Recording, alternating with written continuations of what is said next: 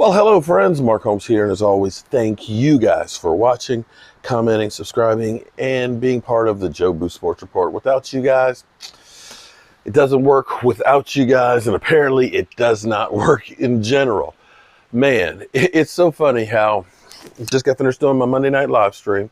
It was a little different than usual, but things happen in life, and you have to evolve and move on because life goes on regardless of whatever happens in the world. I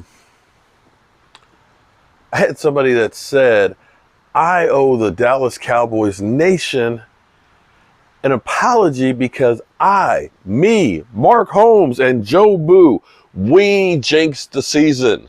We're the reason that the Dallas Cowboys are inept. We're the reason that the Dallas Cowboys literally can't bust a grape.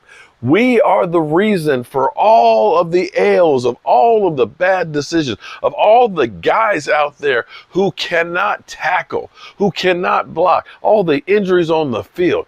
Wow. I didn't know I had that much power. Whoa. Whoa.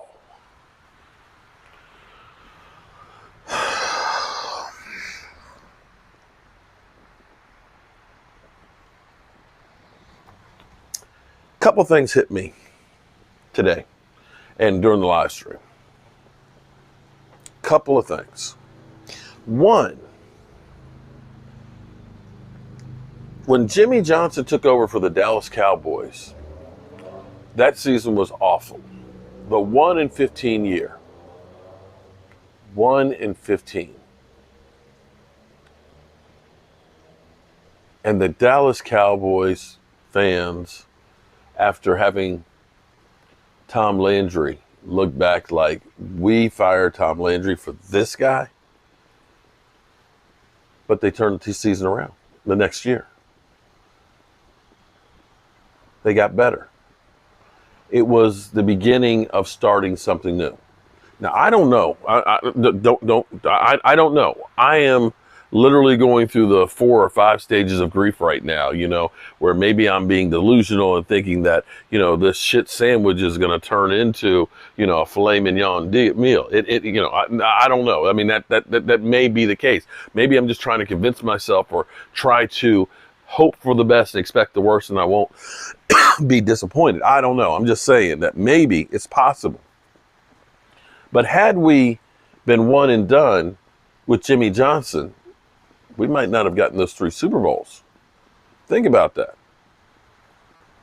As much as Jerry Jones doesn't want to give Jimmy Johnson credit on that one, as much as he doesn't, you got to look at that and say, it was a good thing that we had Jimmy Johnson that was evaluating the talent and getting the guys that he needed to win.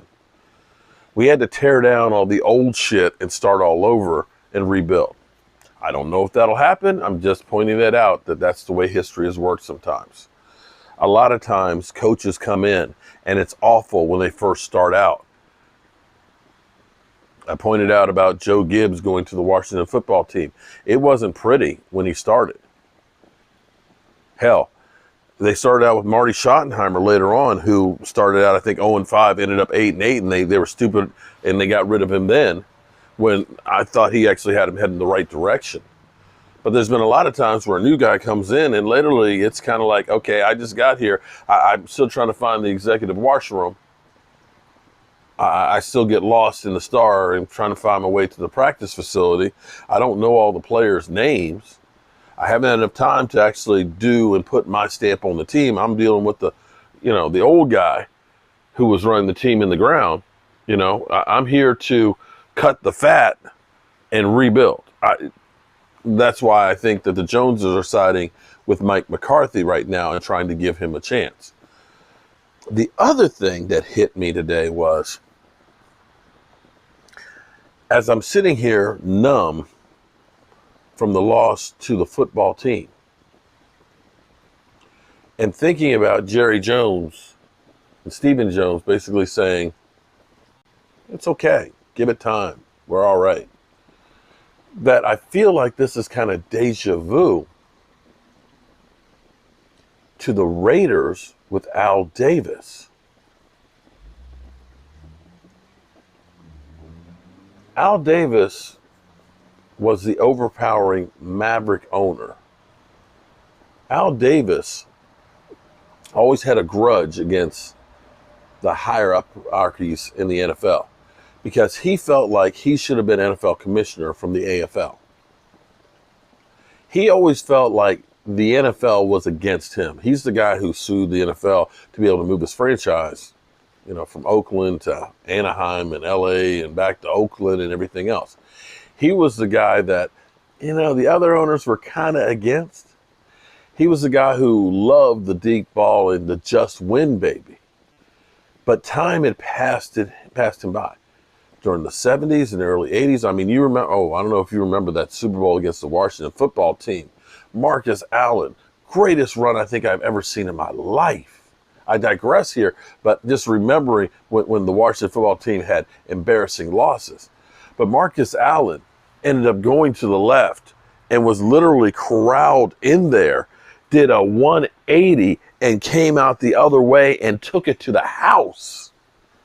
In the glory days of the Raiders, Al Davis was in his element because he put his finger in the chest of the NFL and was winning those Super Bowls regardless of feeling like he was slighted by like the immaculate deception. But as Al Davis got older, he started to make all these crazy moves and saying all these crazy things. And you just kind of watch the team literally go down the toilet. And I'm beginning to wonder, because you can look at the parallels of Al Davis being the Maverick and Jerry Jones being that first guy that kind of put the finger in the chest of the NFL and ended up making his own deals with Nike, naming his safe stadium or putting the logo of Nike on it and making his own deals, which ended up being great for the NFL. Don't get me wrong, because the NFL is making money hand over fist because of Jerry Jones, what he did. In the same way that Al Davis did too. But you're beginning to look at this and wondering and questioning some of the things that have been done with the team and the organization. And you wonder, as we change players and change coaches, and we end up having the same results, that you can look back from the time that he fired Jimmy Johnson, where he had a football guy who was in charge, who could evaluate talent. And once he got the talent, could put it on the field. And then we became a mom and pop shop, a family business of oil mavericks, that it seems like we've made too many of the wrong moves. Now, we've gotten some talent, but for some reason, we just haven't been able to do much with it. And see, here's the problem, I think. When you hear players talking about the coaches to the press, to me, that says I have no fear of the coach being in charge. I'm untouchable. I'm going to be longer here than this guy. There's no respect for the coaching. And this may be a case where somebody got to go.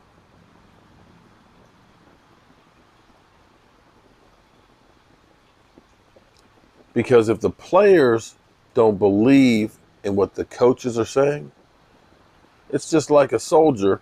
If you think the sergeant is a fraidy cat and is an idiot and is about to lead you into destruction, are you still wanting to follow his? Are you believing him? Are you wanting to do what he's got to say as you go off into battle? He's a freaking idiot. He's going to get us all killed. We're at a crossroads, the Cowboys. But I think Mike McCarthy will survive till next year. I don't know that Tabasco sauce in the eye Mike Nolan will. Just don't know.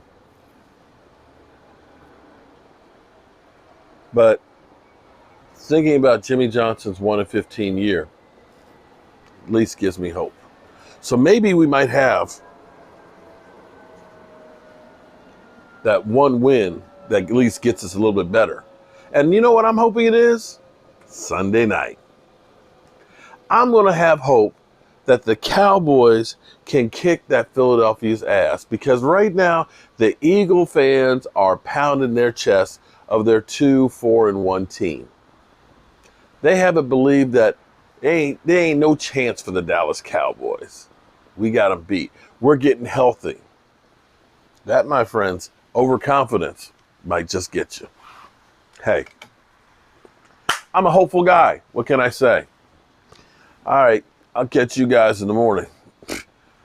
I don't know if we should sleep on the Dallas Cowboys or not, because I feel like some shit's about to happen. Peace.